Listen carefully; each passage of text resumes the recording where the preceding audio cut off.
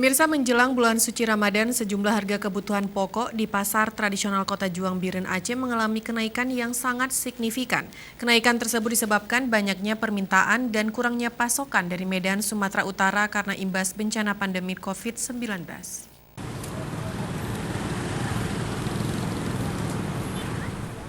Sejumlah kebutuhan pokok yang mengalami kenaikan drastis di Kabupaten Biren, yaitu gula pasir dari sebelumnya pedagang menjual dengan harga Rp13.000 per kilogram, kini naik menjadi Rp18.000 per kilogram. Menurut pedagang, kenaikan harga gula pasir yang sangat signifikan di Aceh sudah terjadi sejak sebulan terakhir. Sebelumnya justru gula pasir sempat naik hingga Rp22.000 per kilogramnya. Hal ini terjadi karena tidak ada pasokan dari Medan, Sumatera Utara akibat imbas bencana pandemi COVID-19.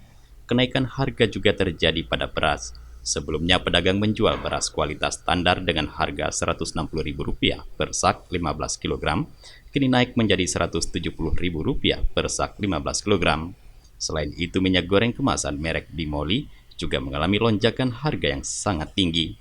Dari harga sebelumnya pedagang menjual Rp25.000, kemasan 2 liter kini menjadi Rp29.000. 16.000 lah harga per kilo. Kalau beras relatif sih naik antara 5 dan 10.000. Mungkin tapi kata orang pabrik sih katanya naik ini padi. Padi naik. Kalau lainnya kalau minyak curah sih stabil masih 12.000 ya. Kalau harga barang ini minyak yang paket Bimoli itu naik. Mungkin dalam satu kemasan tuh kalau dulu 2 liter tuh sekitar 25-26, sekarang 29-28.